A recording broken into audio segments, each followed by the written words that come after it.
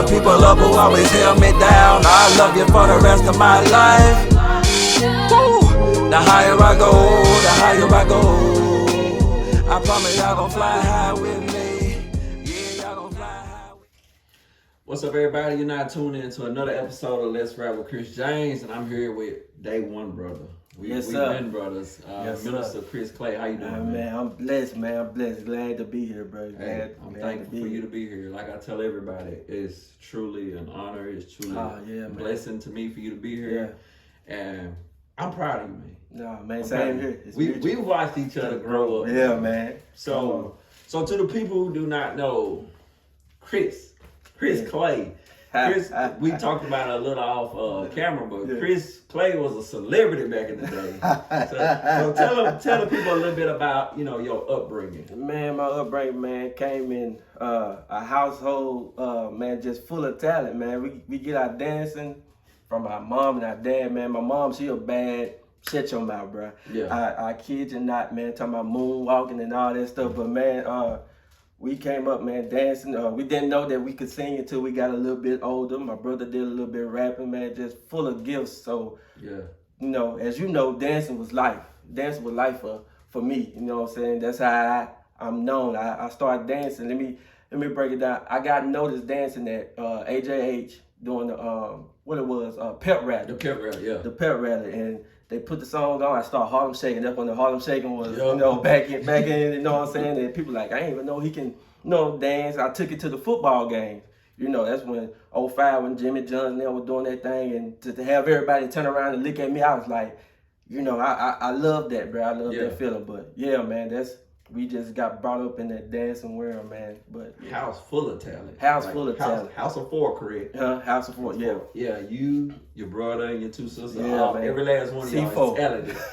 Every last one of y'all is talented. Yeah, man. And by you being the baby, how did that feel? Because of course, if you're looking at your older siblings and they all great, you be like, okay, I gotta find my niche, man. Because dancing wasn't really your sister's thing. They could do it, but they were more kind of fashion and stuff. So you had to find your niche. So how did you really just dive into it? How did you even figure out you could do it? Man, let me tell you, man. Let me go back down from the baby thing. So we was in church. I'm gonna give you a story. We was in church. We supposed to sing. My mom about to preach, and they have the mic in their hand. And so my brother passed it down to my other sister. My other sister passed it down to my other sister, and they left me with the mic. And so I'm looking at them like, I'm looking up to y'all. Why y'all give me this mic? So in the sense, as I got older, I feel like they was passing it down to me. So they were looking for me to lead. Even though I was the baby, they were looking for me to lead. Yeah. So it was something unique about me. So I really found out that I can just dance. Probably when I got in junior high. I used to do some stuff, man, but I wasn't as crisp. But once I got in junior high and I started hearing from people outside of my family, family gonna always hype you up. You good, you got this. But man, when I started hearing people outside my family, like, man, Chris Clay can dance. Chris Clay can do this. I like the way Chris Clay dance. You know what I'm saying? That's why I'm like, okay, well, maybe I need to try to perfect this more. And the more I dance, man, the more I perfect it. I always taking the dance and twisting it a little bit. I never try to do the original. I try to make it mine. Yeah. You know what I'm saying? Try to be creative with it. But yeah, man, around junior high, man, that's when I knew I had something. I always felt, I felt like I was a little ugly. And, it's okay. God done brought me on up, brother. But you know what I'm saying? But I used that dancing as something, to get the people to gravitate toward me, man. We were all ugly back then. We all had to grow up. Yeah, we all had to grow up, man. I was like, man, Lord, you got to do something about this, bro. Because this, people say I look good, but I don't feel like I look good. So that's the difference, you know what I'm saying? People can tell you that all day, but if you don't feel it, it be like, but yeah, man. So that's around the time that I met you. I met you, we met each other, like both our names Chris. He was like, automatically friends. Automatically. So when I met you and then I started, going to the skating rings, and I was like, man, these dudes celebrities, bro. Man. Like, I want, just be honest. I'm that type of person that can give people their flowers and be honest. Like, I literally looked at y'all as celebrities. I wanted to be around y'all because just be honest. Yeah. Every boy had a crush on your sisters. Yeah. Your sisters were like the Clay sisters. Yeah. Every dude wanted them. You know, Yeah, that was true. Man, we was looked true. at them like, man. Yeah, that was true. Every dude wanted to be Kris. Yeah. And it was like, I was like, man, I had on moments where I'm like, man, they just dope, bro. Like, I'm not a dancer. So I was like, I do music. So I was like, man, I love these dudes. And I always wanted to be around y'all. So was there ever a point in time where you was like, oh, snap, we can actually go to the next level with this? Yeah, man. Actually, just bringing up the skating rink, you know, we had the group, the foundation of the group, which was me, Flash, and Popeye. That's the foundation. Then we know there's some other key parts that came around. But man, just, you know, just to be like you said, around that time, man, to have the young girls, you know what I'm saying, just be screaming, or when you come in, they coming and hugging you. Yeah. Like, you know what I'm saying, that feeling, like, I'm like, man, we made it. You know, at the point, like, and then we start, you know, seeing all the other people doing stuff. That's when, you know, kind of social media started getting up there and stuff. And we were like, bro, if we can just get on there, bro, like, we probably got a, you know what I'm saying, a possibility to be somebody, you know what I'm saying. People don't know, bro, we wrote, not only through the dance, but man, we wrote songs. We had, like, I wrote some songs. Yeah. We had some songs, you know what I'm saying. Flash, who really brought out my singing, you know what I'm saying. Most people don't know I sing, but I really don't sing no more. But yeah, man, Flash, bro, when it came to singing, bro, it wasn't too many touching him. And so, you know, and then, you know, we do a little thing for Popeye, man. We used to roll with it. But yeah, man, it's just, it felt life-changing at the moment, man. Yeah. Like you said. Because the party didn't start till y'all got there. Yeah. So everybody, we started coming at a certain time. Yeah. Because it was like, and us supposed to come and watching kids skate. Like, we got to wait till Kris and them get here. When y'all walk in, okay, now the party start, you know, and if y'all ain't there, we like, what are we here for? Man, and that's crazy that you said, because we'll time it. We'll pregame that Saturday. We'll pregame. We'll probably go outside, play basketball, football, something, waste some time. We'll go lay down, shower, pick out our clothes, like, all right, y'all, you know, start walking up there about that time. You know what I'm saying? Just so we can skate a little bit, and then, you know, when the dancing come, or even if we have to perform sometime, you know. And most of the time when we perform, we never practice. People don't know that. We'll make it up as we go. Yeah. So, you know, yeah, man, that's crazy that you say that, man. Yeah, y'all were very talented, because it was like, y'all had that place packed out, man. And, you know, a lot of times we forget stuff. We get older, and it's like, it kind of, you know, removes from our mind, but we forget the impact y'all had on the skating ring, because, you know, Mr. Jeff was saying himself, like, what would that skating ring be without that dancing part? Yeah. Because you made good money, you know, from kids coming skate, but the majority of your money was from teenagers coming to see y'all. And just to be around you. Right, and not only for the people who don't know about skating, it wasn't only in Brookhaven. You got people come from Macomb, Lawrence County, Hayes, everywhere, like from these surrounding areas. They were coming because they were hearing of a thing, and you know, yeah, man, it made a great impact. I slick miss it, man. It's been a while since I even been in the skating rink. Yeah, and it's like, as soon as we got hot, it kind of it disappeared. It disappeared. You know, because I think they changed the rule about, you know, you can't be over 16. When that rule came, it kind of just disappeared. Yeah, because that was all of us. Yeah. Because we had got to high school, so we couldn't go back. So it was like, ain't nobody going there. Yeah. It's not the same. So we all had to find a different, you know, avenue. So in the midst of that transition, that changing, what was your newfound, like, niche, your newfound passion? And still, at that time, I ain't gonna lie to you, we went from the skating rink to the clubs. Okay, yeah.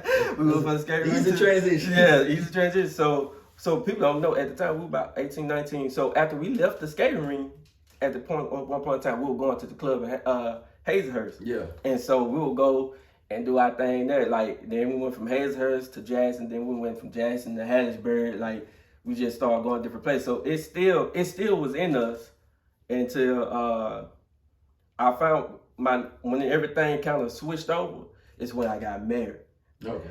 You know what I'm saying? Everything slowed down then. Like, I couldn't, you know, just be out with the fella. Can't move how you want to move. Yeah, can't move how I want to move. Can't be in the club. Can't, hey, we finna go. Let me you know, communication, everything when it comes to marriage. So, you know, something like, hey, you know, you all right? Can I, you know, and asking for permission from your wife, that's all right, because you gotta see how she feel. Because if she wants you there, you gotta be there. It's respect. It's a respect. You gotta have that respect.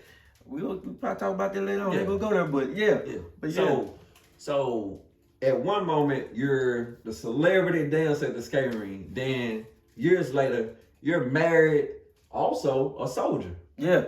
You know, so how did you even get? Cause I didn't see military in you. I ain't see military in myself, but I was the one, you know, back in the 90s when they kind of like the little Army commercial came on. They was like, you turn 18 and drafting that. I still think drafting and all that. I ain't doing that. I was like, I'll be the last. I said, I'll go to jail.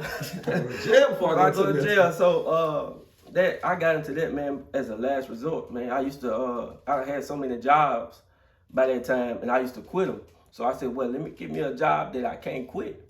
You know what I'm saying? If I try to quit, they ain't gonna let me quit. Mm-hmm. So my parents didn't know. It was just a on the go thing, bro. We was shooting ball at Colin. The recruiter called me. He was like, hey, come take this ass valve. I'm like, you know, I didn't even know what ass, bro. I didn't know I ain't know no movements in the military, left face, right face, about face. I ain't know none of that. I just went to the ass valve. He said, all right, I did pretty good. He said, what you want to do? I said, I don't want to do nothing major. I said, I'll be a cook. And he was like, okay, well, we'll send you off in January. And I signed up in December of 2009, and in January, they shipped me on out. Not knowing what I was getting myself into, man.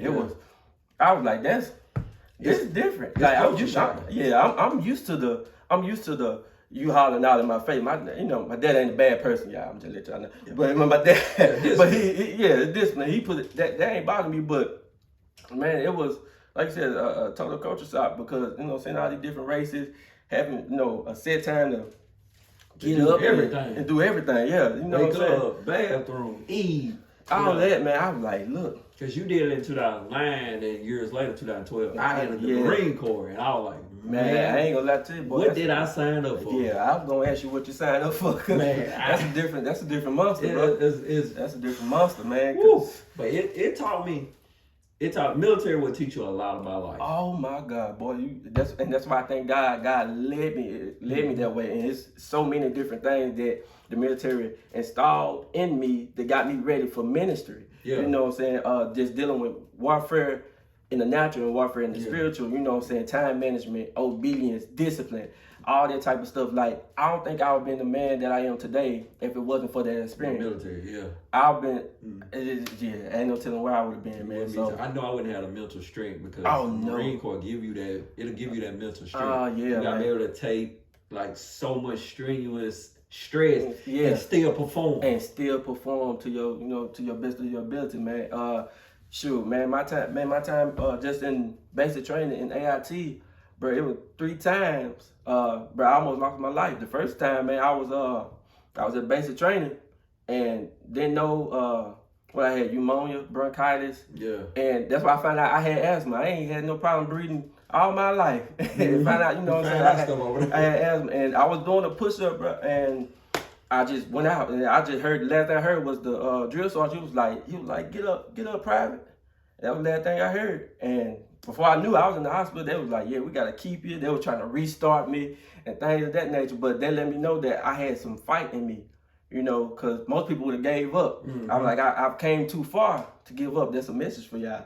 You know what I'm saying? Yeah. Don't give up. You know what I'm saying? No matter what the situation may look like. You may be down, but you can get back up. But yeah, man, I had to go to AIT. I had to go to a heart doctor. Mm-hmm. They was trying to, it was so many things, man, to try to keep me. The devil tried to keep me, from learning what God was showing me, and it was just, I'm like, nah, I'm gonna keep fighting, bro. I made it too far. Yeah, I made too far to quit now. Yeah, man, but it's been military was a blessing. Even though they be how they want to be.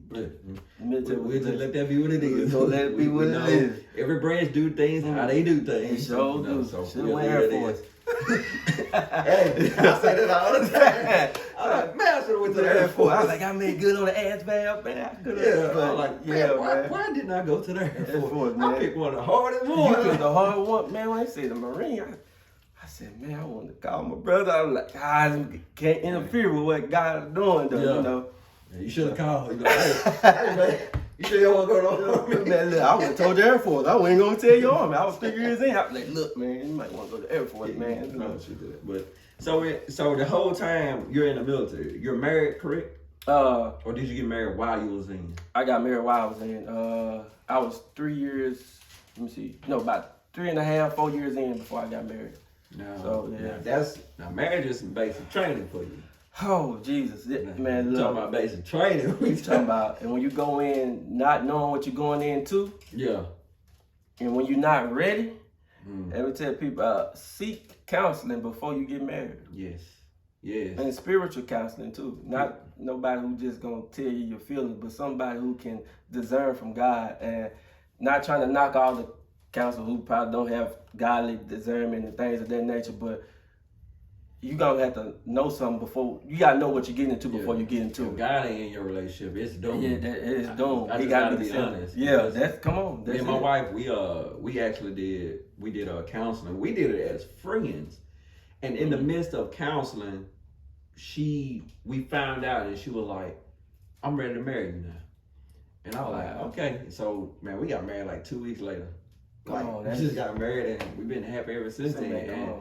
And we're happy because we choose to put God first in every single thing we do. Yes, sir. So talking about marriage, because I know, ultimately what happened. Yeah. What was the defining factor? Okay, well, I'm gonna take y'all on a small journey. I ain't gonna take you too long. So, got married at the age of 22. My ex-wife at the time was 18. She ain't even experienced life. She really don't even know what she wanted in life yet. But because what we thought was love was really lust. Yeah. And we felt like because I was staying with my sister and she started staying with me, we was like, well, we didn't want to be shacking. And so we got married. So we was together we were boyfriend and girlfriend for about 6 months. Then I proposed. Then the next month, 2 months after that, we got married. So, it happened real fast. Yeah. We don't really even know each other. But, in marriage, you're going to learn something new about your spouse anyway. But we still didn't know how she react when she getting mad, how she'll react if she this way or that way, vice versa. You know what I'm saying? You got to know these things to know if you can even handle it. So things change when she get that last name. Man, come on. They don't think, people think it's gonna be the same. No, it's not. No, it changes. It changes. It ain't a dramatic change, but it's how it changes. Yeah. Because when you see her now, that's your wife. That's your wife. Not your girlfriend. She is a part of you. Yeah, you want. She represents you. Exactly. So whatever people think of her, they think of you. That same thing, vice versa. But I definitely, I know. Excuse me, in my mindset, I wasn't ready because you know me. And you know what I'm saying? Like I said, I want to be transparent. I was a ladies' man. Yeah. Might don't look like it, people, but I was. Oh, you had the women. This Kris Clay we talking about. Man, but yeah, so spiritually I was dealing with some stuff. And I wasn't, and it affected my marriage, man. It affected my marriage to the point where, I stepped out of my marriage, and I was doing things, and I kept doing things. Every time we separated, I'm like, well, we done for good anyway. I'm gonna do what I'm gonna do anyway. You know what I'm saying? I go to strip clubs, man, and stuff like that, man. Things, it just got outrageous to the point I knew it wasn't no point of return, and I was sitting there because I made a decision because as a man, I knew she'll never be happy. I knew she'll never have that trust and honor me and respect me for the things that I've done. Yeah. Because for one, we weren't supposed to even got married in the first place because God already revealed that to me later on down the woman. Because He been trying to show us, but we was listening to the outside people. That's another message. Yeah. Don't listen to the outside people. You can't listen to the outside people. They'll tell you this, that, this, and that, and you have been feeling to it, and that ain't even in the will of God. But yeah, man, I did those things, man, and even though I knowing that she loved me because that's who she is, but I know she'll never truly love me, and so I had to, I called divorce. I had to let it go. It hurted me so bad. I knew eventually she was gonna get over it and things of that nature, but I dealt with it longer than she did because of what I done to her, and God was just the guilt. He was revealing it to me, and I didn't understand until after the divorce. I was like, my God, I acted like that. I did that. I'm like, oh man. So because a lot of times it's easy for us to point, but we don't turn back around. Like, what did we do? What was my part? Because when we see people get divorced, we automatically feel like, okay, one person did something wrong and that was it. Yeah. No, it's two sides. It's two sides. It's a relationship. Exactly, and that's why I said seek that counseling, because we had we did a little bit of counseling, and well, it was for one day, but it revealed so much. I found out she act the way that she do because she went through this. I act the way that I did. I learned some things about me, stuff that my daddy may have did, I did, or something my mama do, I do. I was like, oh snap, I didn't even know that. So just to see all that, I'm like, okay, now I understand it more, but the damage was already done. Yeah. The damage was already done. Even though we try to fight through it and things of that nature, you know, I fought for it, but if you trying to fight for something that ain't meant to be, it will wear you out. Yeah. So we both were getting tired, but you know, she's happy now. You know, we still communicate from time to time, you know. She forgave me, you know, and all that good stuff, and we just moving on with life. Yeah, and that's good. Getting that peace, getting that understanding is the best thing. So, in the midst of loss, you experienced something that I just experienced this past year. The loss of a best friend. Yeah. You know, I lost Joe. Yeah. A tragic thing. Yeah. And you lost, of course, Flash. Yeah. So... because y'all was tight, bro. Yeah, that's I understand. I like, you know, when people are friends, and you know when people like, we brothers. Like, I don't care what the blood say. Yeah, that's my brother. Yeah. And so in that moment, how did you even feel? I felt numb, bro. Because Flash seemed like somebody who would live to be 100. Yeah. He was so full of life. His spirit. Yeah, his spirit was so full of life. But let me tell you, the day before he passed, it was going, you know, he was talking to Dawn at the time, and he was gonna go see her in Natchez, and you know, he didn't have no money. It was before Valentine's Day, and I so happened to have $20 left to my name, and I was like, well, I did my shopping. He was like, yeah, man, I just want to go see my girl, and I was like, man, here go $20, bro. I like, you know, he's like, I appreciate it, you know what I'm saying? And before I left, he didn't have that life in him, but he hugged me. He was like, brother, I love you. I was like, we ain't never just, you know. Yeah. Like, I love you too. And walking away from him, it felt so strange, to the fact that I think he knew. To the point that I think he knew that it was about to happen. So, but because he didn't end up going to Natchez, he ended up going to New Orleans. Yeah. And, you know, and I think I was getting some stuff at the store, and Popeye had called me up. And I was just about to buy, and he was like, "Skeet gone." I'm like, "Where he gone to?" I know he went to Natchez. You know what I'm saying? What you mean he gone? They say he dead. I'm like, dead. I ended up throwing my, Lord forgive me. I hope the woman forgive me. I threw my debit card at the woman because I didn't know what to do. I'm like, oh my God. So I'm like, all right, hurry up. I'm sorry. Get that. Let me get to the house. I didn't know where he was. I thought he had probably passed in his sleep and stuff like that. So that was like, they was like, no, he had a car wreck and stuff like that. They say finna go identify the body. So I'm like, it ain't even him. Y'all got the wrong person. And to get that phone call from my mom, because she went down there and she was like, yeah, it's him. It just made me feel numb. That took a piece of me away, man. And that took a piece away from Brookhaven. Yeah, man, for real. Flash was, because at the time I was coaching him in semi-pro. Yeah. It took a piece away from my team, because it was like, that energy, man. You cannot be sad around Flash, bro. You can't. You just, like, I get chills thinking about him, because it's like, you can't be sad around this person. And it's like, those people are so important to us. Man, it's like, because when I heard about it, I was like, man, ain't no way. Yeah, it's one of the way. And it was like, I just sat there and I was so puzzled that whole night. I'm like, Flash? Because you be like, of course, you don't want to see nobody die. Right. But it's certain people like, Flash? Yeah, like. Not him. Come on. Like. Yeah, I must got another Flash. Please tell me it's somebody else, y'all talking about. Not our Flash. Not our Flash, man. And you know, so when they like said it was him, I was like, man. And it made you. We had our moments where we start thinking about everybody in our life, and we start feel like, man, do I appreciate these people? You know. So, because I had that moment when what happened with Joe. Yeah. I had that moment where I was like, did I call enough? Because I had talked to Joe. Wow. I had talked to Joe, I want to say a week before. I went over his house. We was over in his house. Me and my wife were there. We sat there and talked to Joe for 4 hours, and he was telling us about all the demons and stuff he was fighting.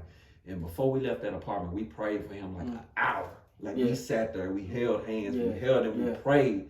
And I said, if you ever need me, call me. And every single day, I was texting him every morning, like, how you doing? How you doing? The morning it happened, he was like, I'm talking about out of his mind.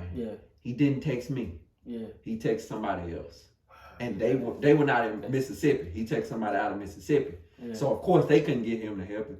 And every single time I think about it, like, why didn't he text me? And let me tell you, bro, that gave me chill, because that was the same thing with Ski. I was like, why didn't he call me? If he knew, you know, saying, not speaking on the person who was driving, but if he knew they was driving, like, bro, I'm like, he could have called me. I would have drove and came and got you.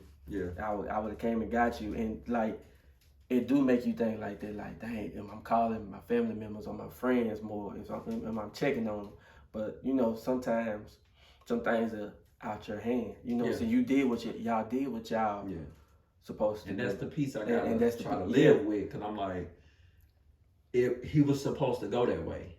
And it's sad to think, because I'm like, why would the God we serve take somebody like that? And I'm like, everything has a purpose. You know, we can question God, but at the end of the day, it's God's decision.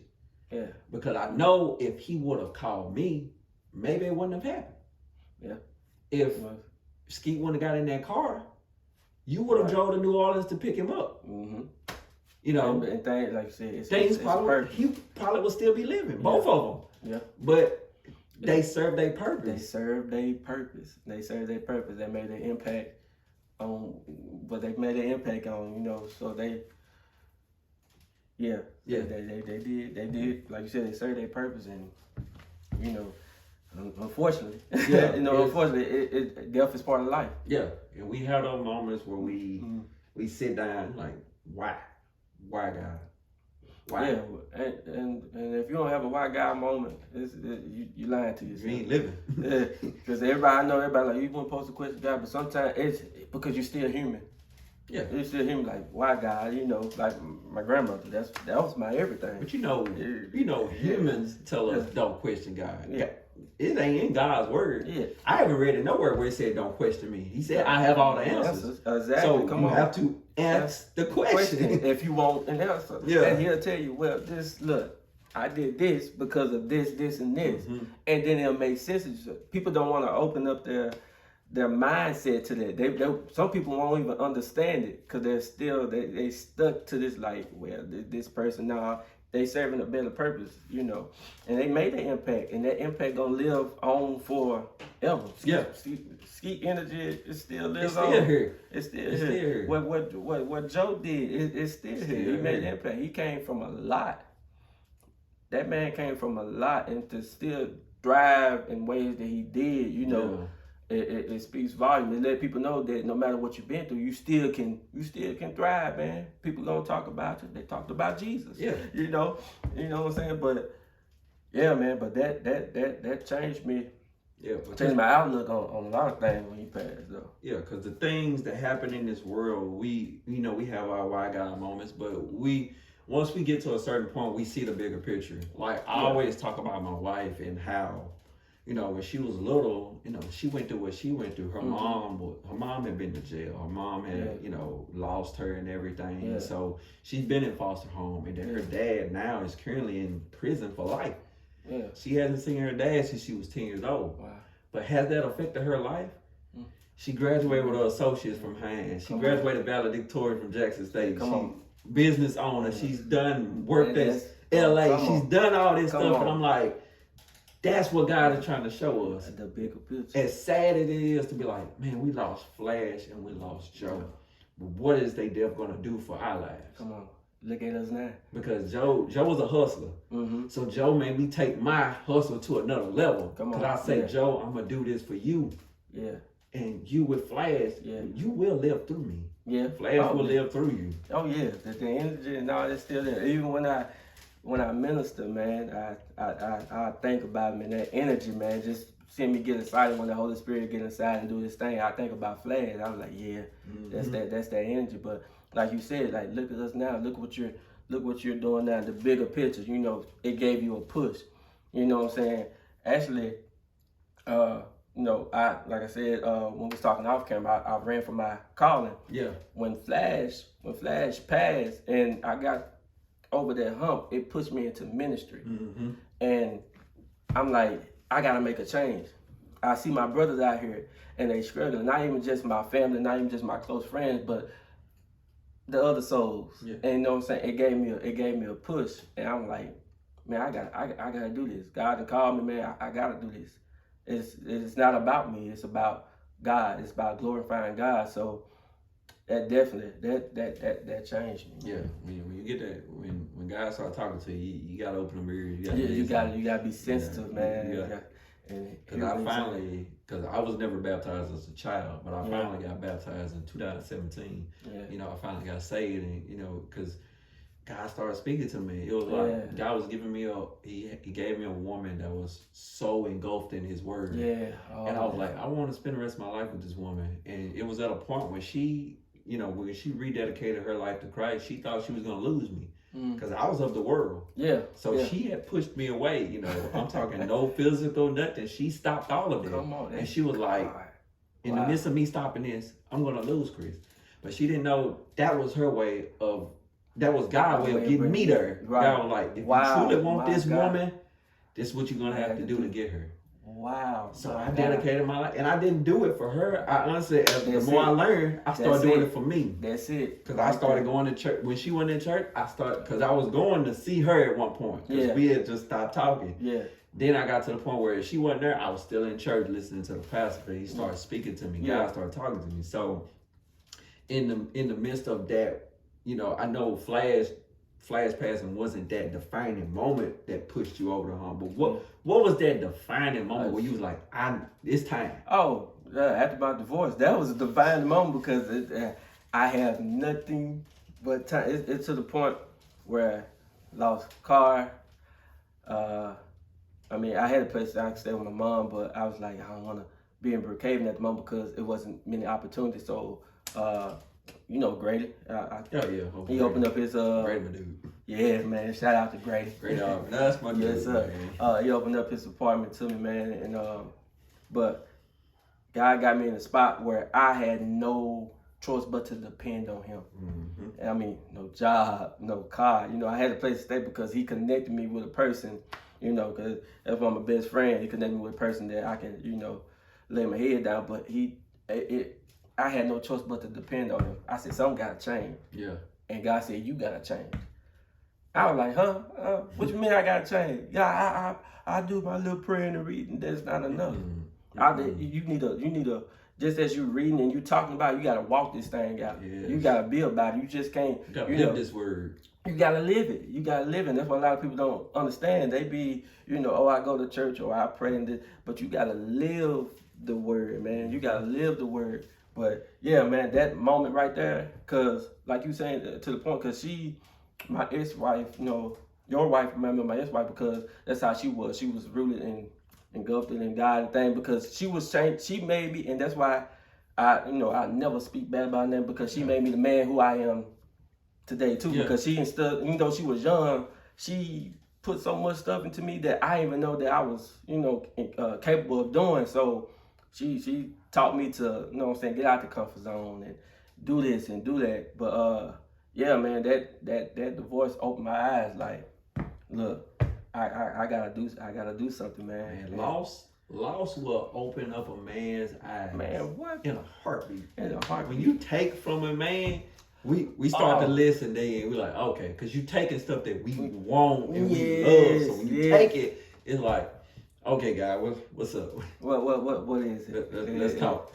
And you know, ever since then, man, that's when I after divorce, you know what I'm saying, I did my little dib dab in the world, and you know, I see it wasn't getting me nowhere, so I was like, all right, God really set me down, and that's when I started doing the lives and stuff, and he was like, okay, I see we're gonna make you get in this word and stuff like this. Let me put you in front of this camera, because you get in front of this camera, you can't go up here talking no hoopla. You know what I'm saying? Because the ones who know will call you out. Will call you out. Hey, yeah, my apostle will call me, and he'll tell me. But when I first started seeing the lives, I was like, oh. I got the feeling, I was like, he's gonna preach. Because I saw you live and I thought you were just on there, you know, just talking. Then I heard the gospel music in the background. I was like, okay, cool. This is cool. And you started, you know, speaking from God's word. And I was like, okay, this ain't what I thought it was gonna be. And then you kept doing it. I was like, oh, he gonna preach. I was just waiting for the moment for you to tell me, like, he's gonna preach. I didn't want to ask you. I wanted that moment to be genuine, for you to genuinely say, "Hey, I've been called to preach." I wanted you deserve that moment. Yeah. So I didn't want to ruin it in no way. I didn't want to be like, "Hey man, you a preacher?" Yeah. Let me tell you who said it. Jay Watt. He said, "You a preacher?" Yeah. Nah, bro, so I'm called. At that moment, I'm called because I wasn't licensed or anything at the moment, but you know, I was just doing what God was telling me to do. He said something to me about it. He was like, I think Kris K, a preacher. I'm like, a preacher? And I never saw that in you. Not saying you wasn't capable, but I just didn't see that in you. And that's because I hid it so well, man. Yeah. Only like family knew, because my mom, because she brought us up that way, you know, so she brought us up in the church and things of that nature. And you know, like they knew the calling of my life, and you know, my pastor, he knew the calling and things of that nature. But you know, doing all that, but most people just knew me for that Kris Clay, you know what I'm saying? But yeah, man, it's been a blessing, man. It's been blessing my life, man. Yeah, let's talk about, okay, of course you class of 08 from Brookhaven High. You know, second best class. So, not first. You know, 09 is the best. We will always be close to each other because we 08 and 09. So we spent 3 years in high school together. So how was it received from your classmates? I mean, from what I've seen, great. Kind of a little bit shocking to them, but they received it great, man. I got messages, bro, like, I'm proud of you. You know, God allowed me to speak into some of their lives, and they like, he for real, legit. He ain't doing it for play. He not doing it just to get recognition and stuff like that. And man, just to, you know, even see those ones that's, you know, considered that was like in the streets type things, for them to even come like, man, I needed this. So they let me know this whole time. I'm like, I've been holding these, cause sometimes you hold people back because people waiting on you. You know what I'm saying? So I was like, the whole time I've been holding these folks back, and it lit another fire in me. Like, I gotta keep going, cause if I stop, they'll stop. Yeah, you'll be surprised how many people are so passionate about different things, but they never try it because they were like, this might not be accepted. Yeah. So for you to truly live out your purpose, it gave so many people like, okay, he's living out his purpose. Yeah. I can do mine, because like I said, when you finally said that's what you was doing, I was happy. Yeah. I was like, man, I'm proud of you, because I'm like, bro, that takes serious guts to truly live out you. Yeah. To truly look in the mirror and say, this is who I am. This is who I am. You know, and of course, you know, it won't be received by everybody. We will have people that be like, you pretty, but I know one thing I know about you is you don't play around with stuff. Yeah. If you're gonna do it, you are dead serious about it. So from the moment I started seeing him live, I'm like, he is dead serious. Sir. This is where he's going. Yeah. I'm right behind you, brother, and I want to see. I want all the success for you, man. Yeah, man, same here, man. So, cause you don't really just ask a pastor like, what's the process? So, what is the process to?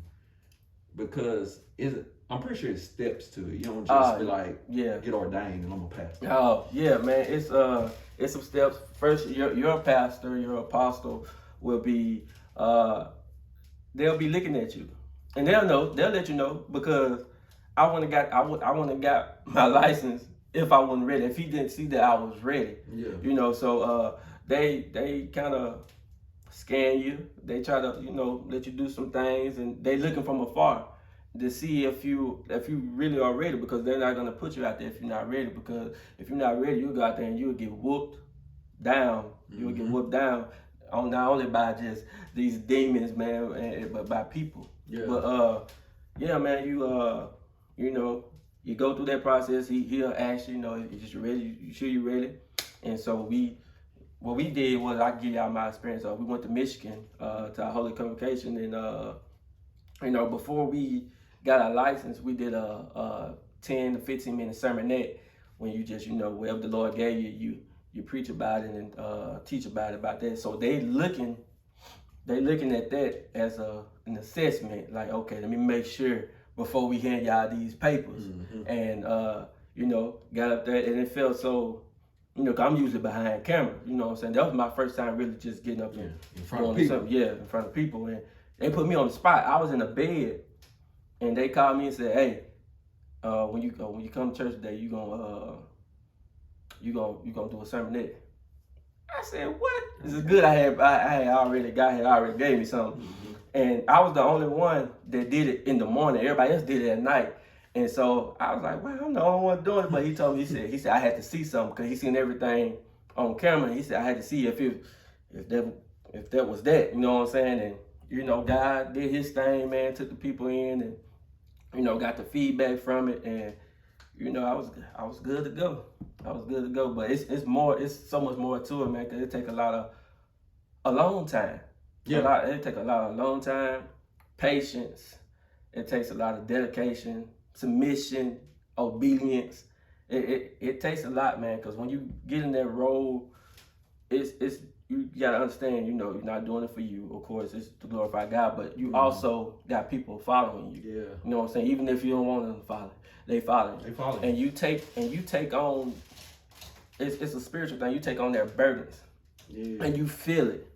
You feel it, like, man, when I'm on live and somebody that follows me, and I'm looking at them, and if they heart heavy, my heart begins to ache. If they got some back pains, my back begin to ache. Things like that. Yeah. Like, it's rough, and like you said, you're not going to be accepted by everybody, but that's okay. And that's what a lot of people, if I can speak on it, a lot of leaders, I'm gonna say it like that, if they don't have that big following, or they don't got this certain amount of people and things of that nature, they feel like they're failing. And I always tell God, before I even get on live, I say, if it's just one person get on live and you touch that person, I did what I supposed to did. You know what I'm saying? I don't care about views and things of that nature, man, because they're right there, that pride in, and so I'm not trying to mix that pride and all that stuff. It's okay. I mean, you can tag and share somebody if you feel like they need it. You know what I'm saying? I say that sometimes, but most times, like, God, whoever need to be on there, let them be on there and stuff like that. But yeah, man, it's not for the lighthearted.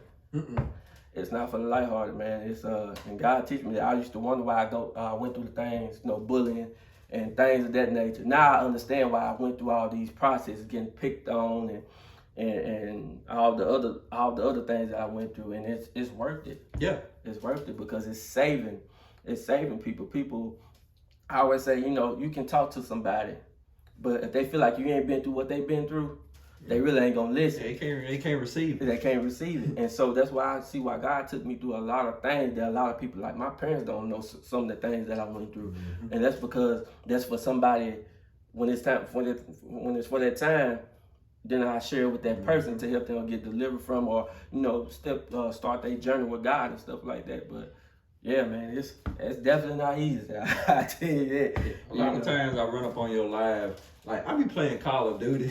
I know it's been the last 3 times I'm sitting there playing Call of Duty and I get the notification. I'm like, man, but I cut it on anyway. And I'm watching it and I'm sitting there shooting people. I'm like, man, God know my heart, man. I'm playing on video games. But I'm supporting my brother, man.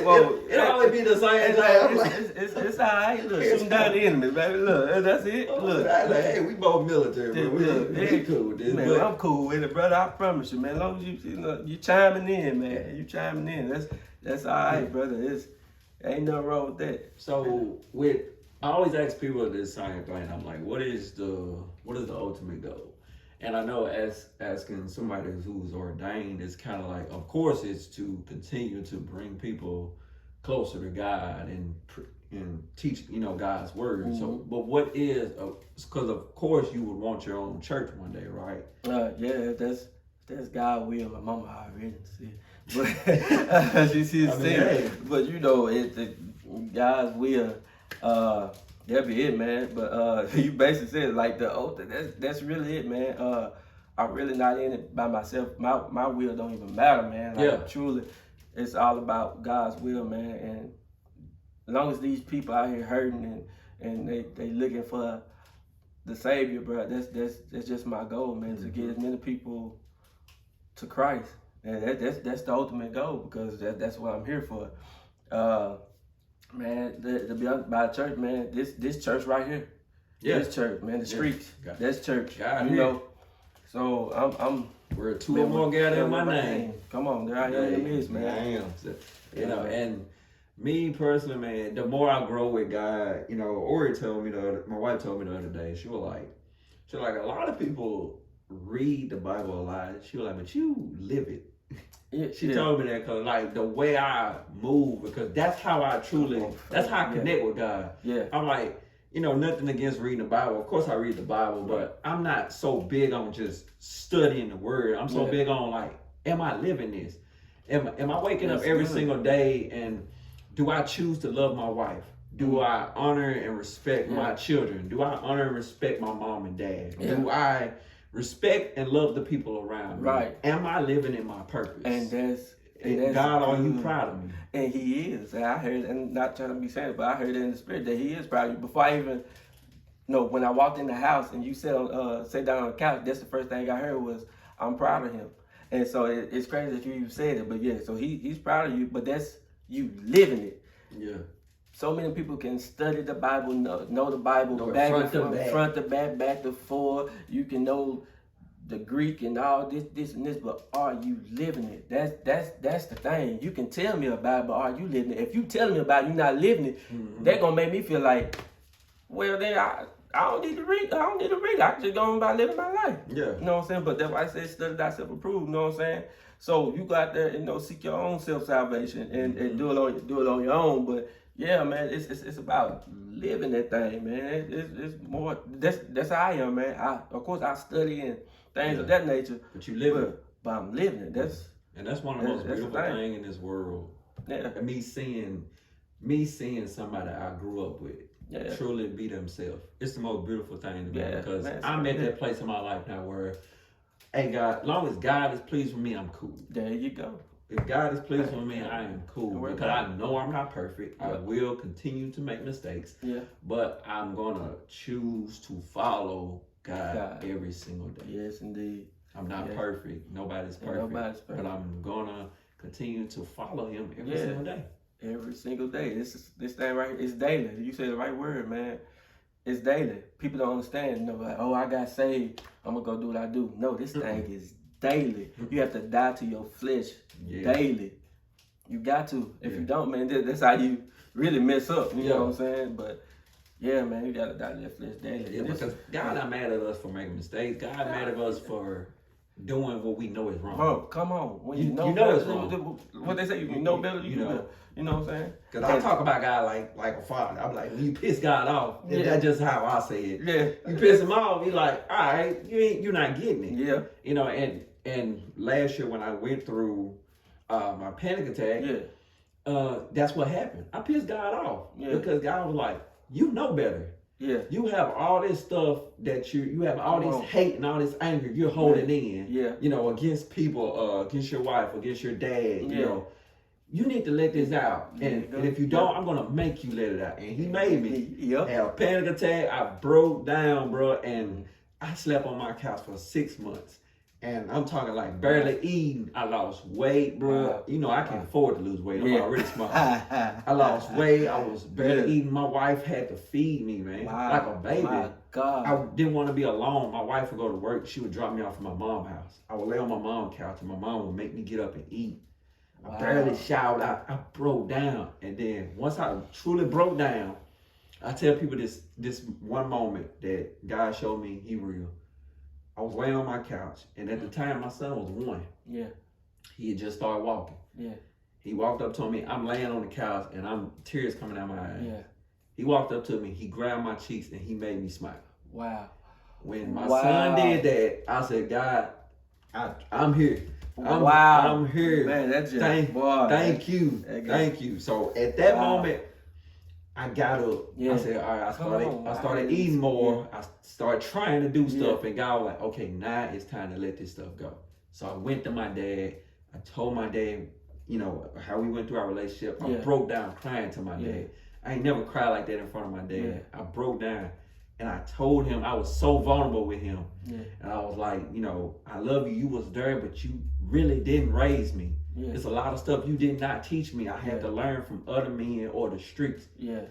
And he received it. Yeah. It hurt him. It hurt my mom because they were like, we didn't even know this. Yeah. Yeah. But they received it. Yeah. And after that moment, I started to grow. Yeah.